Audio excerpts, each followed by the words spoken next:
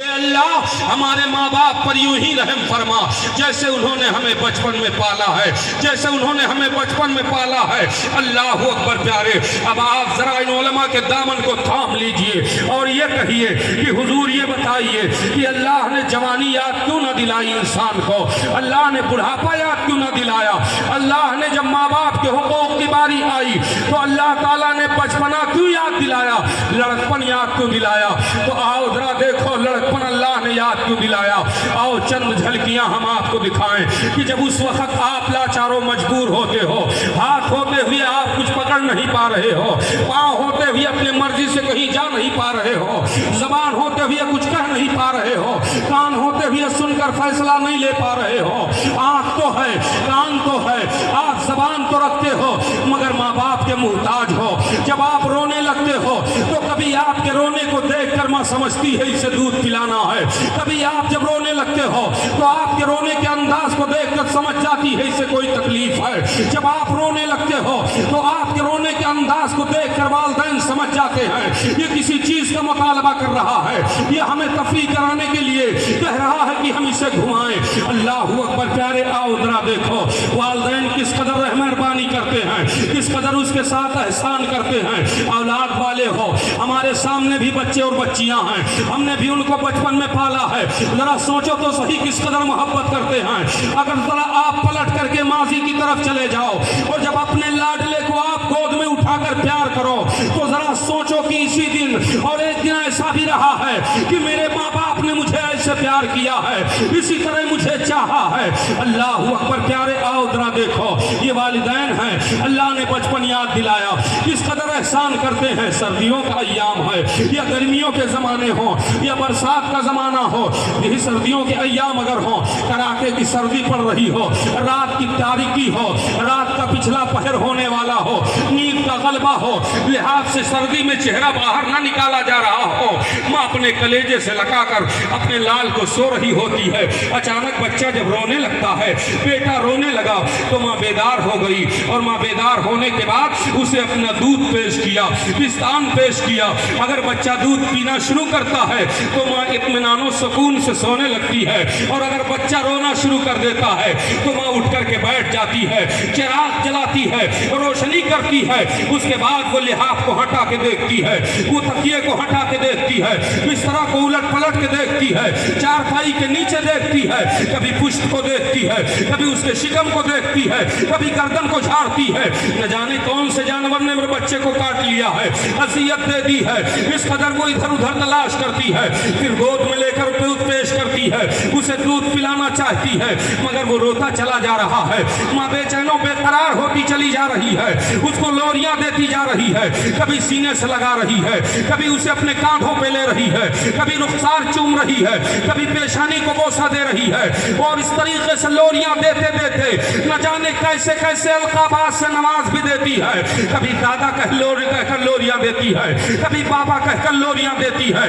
کبھی لخت جگر کہہ رہی ہے، کبھی نور نظر کہہ رہی ہے، کبھی آنکھ کا تارا کہہ رہی ہے، کبھی راج دلارا کہہ رہی ہے، لوریاں لے رہی ہے، اٹھا کر سینے سے لگا رہی ہے۔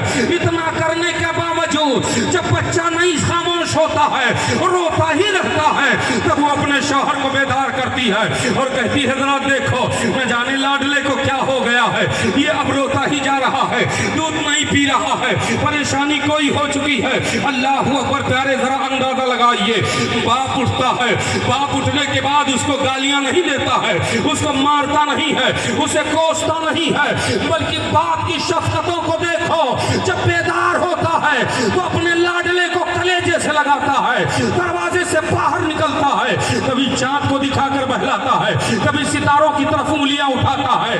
اگر بچہ خاموش ہو تو ٹھیک ہے، ورنہ امام صاحب کا دروازہ کھٹکھٹائیں گے، حضرت ذرا دیکھیے میرے لاڈلے کو نہ جانے کیا ہو گیا، یہ روتا جا رہا ہے۔ آپ قرآن کی آیت تلاوت فرمائیے اور میرے شہزادے پر دم کیجئے۔ اب امام صاحب نے قرآن پڑھا، قرآن کے بعد پڑھنے کے بعد دم کیا۔ اگر بچہ خاموش تو گھر لے کر چلے آئے، اور اگر نہیں خاموش ہوا روتا ہی جا رہا ہے تو سویرے کا انتظار کیے بغیر وہ ڈاکٹر کا دروازہ کھٹکھٹائیں گے، اور ڈاکٹر جب دروازہ کھولتا ہے تو باپ اندر لے کر جاتا ہے، دیکھیے میرے لاڈلے کو نہ جانے کیا ہو گیا، میرے بچے کو نہ جانے کیا ہو گیا، آپ اس کا علاج کیجئے، آپ اس کا علاج کیجئے۔ اور جب ڈاکٹر دیکھنا شروع کرتا ہے تو باپ دھیرے قدموں سے آگے بڑھتا ہے اور ایک شرگوسی ڈاکٹر کے کانوں میں کرتا ہے، ڈاکٹر صاحب یہ میرا نور نظر ہے، آپ میرے بچے کی مسکراہٹ واپس لوٹاؤ، اس کا علاج کرو، پیسے کی فکر نہ کیجئے گا، میں اپنے کھیت کھلیان بیچ ڈالوں گا، زندگی کی ساری پونجی اپنے لال کے ایک مسکراہٹ کے لیے خرچ کر دوں گا۔ مسلمانوں ذرا ہمیں بتاؤ کہ وہ پاپ ہے کہ تمہاری ایک مسکراہٹ کے لیے اپنی ساری دولت لٹا رہا ہے، مگر کیا وجہ ہے کہ اسی کی بنائی ہوئی دولت ہے، آج اس کی باری آ رہی ہے تو چندہ کیا جا رہا ہے اور اس پر وصولی کی جا رہی ہے، اس پر چندے کیے جا رہے ہیں، باریاں منتخب کی جا رہی ہے۔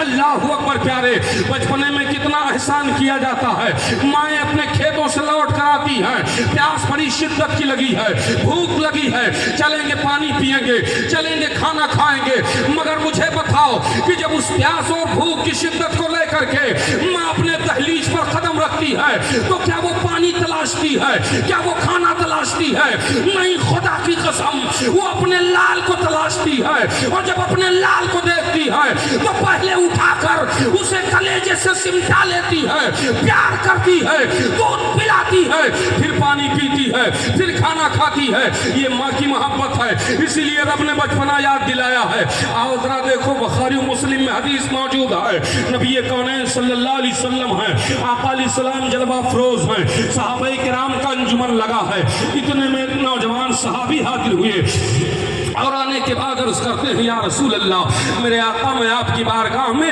ایک شکایت لے کر کے حاضر ہوا ہوں۔ رسول گرامی وقار فرماتے ہیں، کیا ہے بتاؤ؟ آقا علیہ السلام سے جب آقا نے فرمایا بتاؤ، عرض کرتے ہیں، یا رسول اللہ میری والد گرامی ہیں، یا آقا میرے والد گرامی کا عالم یہ ہے کہ وہ میرے جیب سے پیسہ نکال لیتے ہیں، سرکار میرے مال کو بغیر پوچھے خرچ کر دیتے ہیں، یا رسول اللہ میرے والد گرامی کو بلا لیجئے اور ان کو آپ منع فرما دیجئے، آپ کہہ دیجئے کہ وہ میرے جیب سے بغیر پوچھے میری رقم نہ خرچ کرائیں، میری کمائی کو نہ خرچ کیا کرائیں۔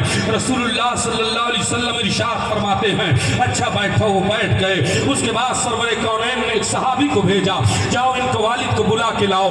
وہ گئے اور جانے کے بعد خبر دی، وہ آقا کریم صلی اللہ علیہ وسلم کی بارگاہ میں حاضر آئے۔ اللہ کے حبیب کی بارگاہ میں جب حاضر آئے تو بہت ضعیف ہو چکے تھے، اپنے عصا کے سہارے کھڑے ہیں۔ آقا سے عرض کرتے ہیں، یا رسول اللہ میں آپ پر سو جان سے قربان ہو جاؤں میرے آقا، آپ نے ہمیں یاد فرمایا۔ نبی کونین فرماتے ہیں، اجلس، بیٹھو۔ آقا علیہ السلام کے صحابی بیٹھ گئے۔ اب اللہ کے رسول فرماتے ہیں، اس نوجوان کو پہچانتے ہو؟ صحابی رسول نے آنکھ اٹھائی، نگاہ اٹھائی، دیکھا، مسکرا اٹھے، آنکھوں میں چمک آ گئی، چہرہ کھل گیا۔ کہا، یا رسول اللہ انہیں کیوں نہیں پہچانوں گا؟ یہ تو میرا بیٹا ہے، یہ تو میرا لخت جگر ہے، یہ تو میرا نور نظر ہے، میرے بڑھاپے کا سہارا ہے۔ یا رسول اللہ نبی کونین فرماتے ہیں، یہ تمہاری شکایت لے کر میری بارگاہ میں آیا ہے اور کہہ رہا ہے بغیر پوچھے اس کے تم مال خرچ کر رہے ہو، اور یہ کہہ رہا ہے آقا منع کر دو، تو آج سے تمہیں منع کیا جا رہا ہے۔ اتنا سننا تھا، بوڑھے صحابی کے آنکھوں میں جو چمک تھی وہ آنسوؤں میں بدل جاتی ہے، چہرہ آپ کا فک پڑ جاتا ہے۔ اللہ اللہ، مایوس ہو گئے، رونے لگے۔ میرے آقا فرماتے ہیں، رو کیوں رہے ہو؟ عرض کرتے ہیں، یا رسول اللہ رو نہیں تو اور کیا کروں، اے میرے آقا، اے میرے سرکار، یہ چھوٹا سا تھا، اس کو میں تب سے پالا پوسا ہوں میرے آقا، اس کو میں نے ماں کا بھی پیار کیا ہے، باپ کا بھی پیار کیا ہے۔ یا رسول اللہ ریتوں میں گرم جب چلنا ہوتا اس کے پاؤں نہ جل جائیں، اٹھا کر اسے کندھے پر بٹھا لیتا تھا۔ یا رسول اللہ بازار چلتے ہوئے اگر یہ کسی چیز کی ضد کر لیتے تو میں بھوکا سونا گوارا کر لیتا، مگر اس کا رونا گوارا نہ کرتا۔ یا رسول اللہ کئی دفعہ اس نے، جب میرے پاؤں میں طاقت تھی، میرے ہاتھوں میں قوت تھی، میں کماتا تھا، پتھریں توڑتا تھا، تب نہ جانے کتنی بار بغیر مجھ سے پوچھے اس نے میرے مال کو خرچ کیا ہے۔ مگر میں نے کبھی اس کا ہاتھ نہ پکڑا, کبھی اعتراض نہ کیا. یا رسول اللہ, آج ہمارے پیروں میں طاقت باقی نہیں ہے, آج ہمارے ہاتھوں میں قوت نہیں ہے, آج میرے آنکھوں کی روشنی کم ہو گئی ہے, کانوں کی سماعت کم ہو گئی ہے, میرے آقا زبان میں لکنت آ گئی ہے. یا رسول اللہ, آج میں کہاں جاؤں, کس کے سہارے زندگی گزاروں؟ راوی حدیث کہتے ہیں نبی کونین کے مقدس آنکھوں سے آنسو بہنے لگے, آقا رونے لگے, تمام صحابہ رونے لگے. پھر آقا نے اس نوجوان کو مخاطب کیا اور ارشاد فرمایا کہ سن, تو اور تیرا مال تیرے باپ کا ہے, تو اور تیرا مال تیرے باپ کا ہے, تو اور تیرا مال تیرے باپ کا ہے. اور ایسے ہی موقع کے طور پر آقا نے ارشاد فرمایا ہو کہ اے لوگوں سنو, والدین کی رضا میں اللہ کی رضا ہے اور والدین کی ناراضگی میں اللہ کی ناراضگی ہے. یہ کون فرما رہا ہے؟ یہ وہ فرما رہے ہیں جن کے فرمانے والی شان کا عالم یہ ہے کہ میرا رضا, اچھا رضا. اس طرح ترجمانی کرتا ہوا دکھائی دے رہا ہے کہ وہ دہن جس کی ہر بات وہی خدا اور چشمہ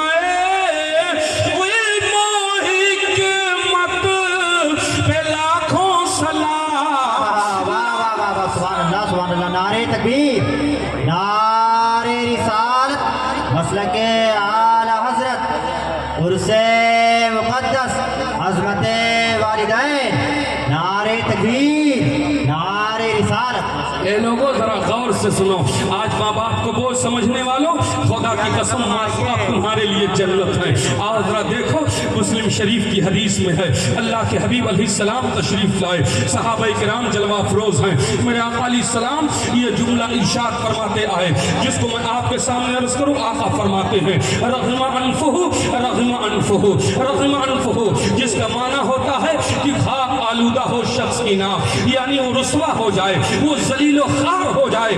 صحابہ سہم گئے, یا رسول اللہ کس کے لیے ہے آقا, کون رسوا ہو جائے, کون ذلیل و خوار ہو جائے؟ مصطفیٰ کریم ارشاد فرماتے ہیں کہ جو اپنے ماں باپ کو یا ان میں سے ایک کو بڑھاپے میں پائے اور ان کی خدمت کر کے جنت حاصل نہ کر لے, اس کے لیے رسوائی ہے, اس کے لیے ذلت ہے, دنیا میں بھی آخرت میں بھی. آؤ ذرا دیکھو اور آگے بڑھو. عبداللہ ابن عباس رضی اللہ عنہ راوی ہیں, رسول کریم علیہ السلام کے آقا علیہ السلام حجرے پاک سے باہر نکلے, منبر شریف کے قریب گزرے, منبر شریف پر تشریف لائے. پہلے زینے پر آقا نے قدم رکھا تو آمین فرمایا, دوسرے زینے پر قدم رکھا تو آمین فرمایا, تیسرے زینے پر قدم رکھا تو آمین فرمایا. صحابہ کرام نے عرض کیا یا رسول اللہ کسی نے دعائیہ کلمات نہیں کہے, یا رسول اللہ کسی نے کوئی جملہ نہ کہا, آپ آمین فرما رہے تھے, کیوں آمین فرما رہے تھے آقا؟ تو نبی کونین علیہ السلام ارشاد فرماتے ہیں کہ اے میرے صحابہ, جیسے میں نے پہلے زینے پر قدم رکھا تو سید الملائکہ حضرت جبریل علیہ السلام آ گئے اور انہوں نے کہا یا رسول اللہ دنیا آخرت میں وہ آدمی رسوا ذلیل ہو جائے جس کے ماں باپ اسے اور وہ ذلیل ہو جائے کہ جو رمضان شریف کا مہینہ پائے اور اس کے روزے رکھ کر کے جنت حاصل نہ کر لے. تو میں نے آمین کہہ دیا. جب میں نے دوسرے زینے پر قدم رکھا تو پھر سید الملائکہ نے عرض کیا یا رسول اللہ دنیا آخرت میں رسوا ذلیل ہو جائے جس کے سامنے آپ کا پیارا نام لیا جائے اور آپ پر فوراً درود شریف نہ پڑھتے, اس کے لیے بھی ذلت و رسوائی ہو. تو میں نے آمین کہہ دیا. اور یا رسول اللہ آپ کے تیسری بار آمین کہنے پر آقا نے فرمایا کہ جبریل علیہ السلام نے عرض کیا یا رسول اللہ دنیا آخرت اس کی تباہ و رسوا ہو جائے وہ جو اپنے ماں باپ کو بڑھاپے میں پائے اور ان کی خدمت کر کے جنت حاصل نہ کر لے. تو نبی نے آمین فرما دیا. اے مسلمانوں, اس دعا کی قبولیت کا عالم کیا ہوگا جو کرنے والا سید الملائکہ ہو اور آمین کہنے والا سید الانبیاء ہو. اس دعا کی حقیقت کا معاملہ کیا ہے؟ تو بریلی آؤ, سانو ادب طے کر کے عرض کرو کہ نبی کی دعا کی قبولیت کا عالم کیا ہے. تو میرا رضا یوں مچلتا ہے کہ نبی کی دعا کا عالم یہ ہے کہ سن سن عجابت کا سیرا عنایت کا جوڑا اور دلہن بن کے نکلی دعائیں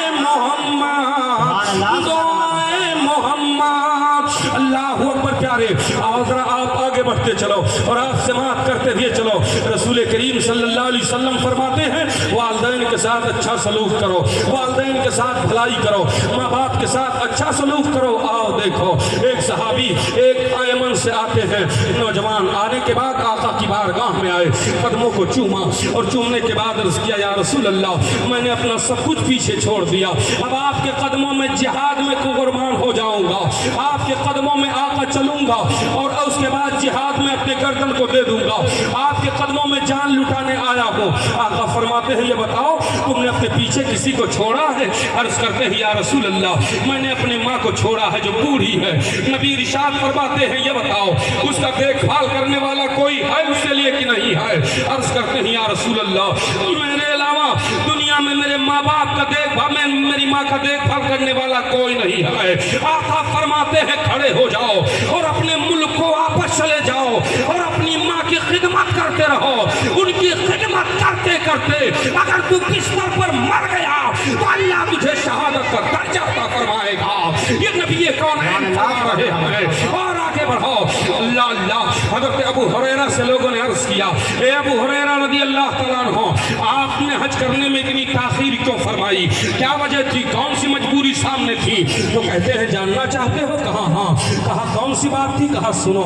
एक बार हम सरवरे कौनैन की बारगाह में बैठे हुए थे, आक़ाए कौनैन इरशाद फरमा रहे थे, हम सारे गुलाम उसे अपने दामन में समेट रहे थे। अचानक सरवरे कौनैन ने फरमाया जंग खैबर के लिए तैयारियां करो, अपने अपने घर जाओ, मालो असबाब हथियारों जानवर सवारी जो मौजूद है लेकर के आओ। सारे सहाबा उठे अपने अपने घर चले गए और जाकर के वो लेकर के आए। मैं भी अपने घर गया और जाने के बाद मुझे तो मयसर था, मैंने लिया और जब चलने लगा तो मेरी ज़ईफ़ घर मेरे घर में ज़ईफ़ माँ थी। उन्होंने कहा अबू हुरैरा ये साजो सामान लेकर के कहाँ जा रहे हो? अर्ज़ करती हैं कहते हैं कि मैंने अपने माँ से कहा अम्मी जान मैं जा रहा हूँ, आका ने जिहाद का हुक्म दिया है। कहा ए अबू हुरैरा ये जानते हुए कि मैं बूढ़ी हो गई हूँ और मुझे आपकी ज़रूरत है। अबू हुरैरा कहते हैं कि मेरी माँ ने जब इतना कहा तो मैं आगे बढ़ गया और जब आगे बढ़ा तो मेरी माँ ने दामन को पकड़ लिया। तो अबू हुरैरा मुझे किसके लिए छोड़ के जा रहा है? क्यों जा रहा है? जरा मेरी मजबूरी को देख। लेकिन मैं ना रुका, जब चलता रहा तो मेरी माँ ने मुझे बुलंद आवाज से पुकारा और कहा ए अबू हुरैरा तू जा रहा है छोड़कर जरा मेरी तरफ तू देख ले। जब मैंने देखा तो मेरी माँ जो थी वो मुझे अपने पिस्तान की तरफ इशारा करके कह रही थी ए अबू हुरैरा क्या वो दिन तू भूल गया कि जब तू मजबूर और लाचार था तो मैंने तुझे बेसहारा नहीं छोड़ा था, बल्कि इसके जरिए से तुझे खूने जिगर पिला कर पाला है। आज तू जा रहा है। अबू हुरैरा कहते हैं मैंने कुछ कहा नहीं और मैं चलता रहा। जब नबी कौनैन की बारगाह में आया, जैसे आका की बारगाह में आया गायब खुदा नबी ने हमसे रुख को फेर लिया और जब हमसे आका ने रुख को फेरा तो मेरी तो दुनिया ही बर्बाद होती नजर आई। मैं तड़प उठा, कलेजा फट गया। मैंने अर्ज किया या रसूल अल्लाह कौन सी खता हो गई है आका कि आपने रुख अनवर हमसे फेर दिया है? या रसूल अल्लाह अगर आपके दर पर ठिकाना ना मिला तो कौन सा दर है जहाँ ठिकाना मिलेगा, जहाँ से निजात का परवाना मिलेगा? या रसूल अल्लाह हमें अपने दर से जुदा ना फरमाइए, मेरे आका निगाह करम फरमाइए। वो अबू हुरैरा जो अर्ज कर रहे थे आला हजरत उसकी तर्जमानी यूं कर रहे हैं या रसूल अल्लाह तेरे टुकड़ों पे पले खैर की ठोकर पे न डाल, तेरे टुकड़ों पे पले खैर की ठोकर पे न डाल और झिड़कियां खाए कहाँ छोड़ के सदका तेरा सद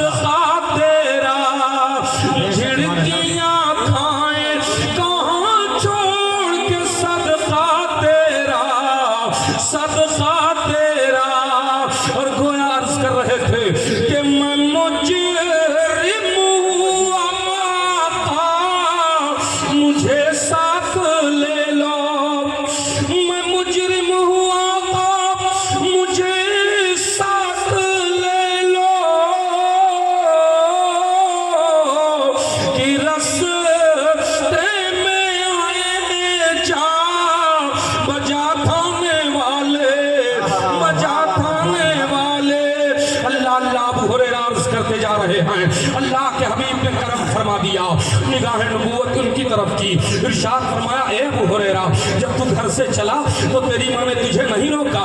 ہاں یا رسول اللہ روکا۔ اے ابو ہریرہ جب تو نہ مانا تو تیری ماں نے اپنے بڑھاپے کا حوالہ دیا؟ ہاں یا رسول اللہ دیا۔ اے ابو ہریرہ جب تو پھر نہ مانا تو تیری ماں نے تیری بچپن کو یاد دلا کر تجھے روکا؟ ہاں یا رسول اللہ روکا۔ مگر اللہ اور رسول کا فرمان پہلے ہے، ماں باپ کا حق بعد میں ہے۔ رسول اللہ ارشاد فرماتے ہیں اے ابو ہریرہ کیا تو چاہتا ہے کہ تیرا رسول تجھ سے راضی ہو جائے، تیرا نبی تجھ سے راضی ہو جائے؟ ہاں یا رسول اللہ یہی تو ابو ہریرہ چاہتا ہے۔ تو آقا فرماتے ہیں تو اپنے گھر جا، اپنے ماں کو راضی کر لے، اللہ اور رسول تجھ سے راضی ہو جائیں گے۔ جب ابو ہریرہ یہ سنتے ہیں تو مچل گئے اور مسکراتے ہوئے گھر کا راستہ لیا۔ گویا وہ صحابی تھے، ان کا عقیدہ تھا کہ جس میں نبی راضی ہے اسی میں خدا راضی ہے، اور جس میں نبی ناراض ہے اسی سے خدا ناراض ہے۔ وہابیوں کا عقیدہ لو، میرا رضا اسی طرف اشارہ کر رہا ہے کہ خدا کی رضا چاہتے ہیں تو عالم، اور خدا چاہتا ہے رضائے محمد۔ سبحان اللہ، نعرہ تکبیر، نعرہ رسالت، مسلک اعلی حضرت، عرس مقدس، مقام مصطفیٰ، عظمت مصطفیٰ، نعرہ تکبیر، نعرہ رسالت۔ سمجھ میں بات آ رہی ہے؟ میں سبحان اللہ نہیں کہلواتا ہوں بہت، سمجھ رہے ہیں نا؟ سنو اور عمل کرو، عمل کی دنیا میں اترو۔ جنت اتنی آسان نہیں ہے۔ ماں باپ کو گالیاں دو، ماں باپ کو مارو، ماں باپ کو تکلیفیں دو اور کہو ہم جنت میں چلے جائیں گے، ہرگز نہیں ہو سکتا ہے۔ ماں باپ کی خدمتیں کرو، ماں باپ کے ساتھ اچھا سلوک کرو، دین کی باتوں پر عمل کرو، مسلک اعلیٰ حضرت پر قائم رہو، پھر جنت آپ کے لیے ہے۔ ایسا نہیں ہے کہ صرف نعرہ لگا دینے سے جنتی ہو جاؤ گے، ہاتھ اٹھانے دینے سے جنتی ہو جاؤ گے۔ جنت اتنی آسان نہیں ہے۔ جنت اتنی آسان ہوتی تو ہمارے بزرگان دین جو گزرے ہیں وہ دن رات بھر دن بھر اپنے خدا کی یاد میں، خدا کے خوف سے روتے نہیں، آنسو نہیں۔ آج جنت اتنی آسان کر دی گئی ہے اسٹیجوں سے حضرت، بہار بول دو جنتی ہو گئے آپ،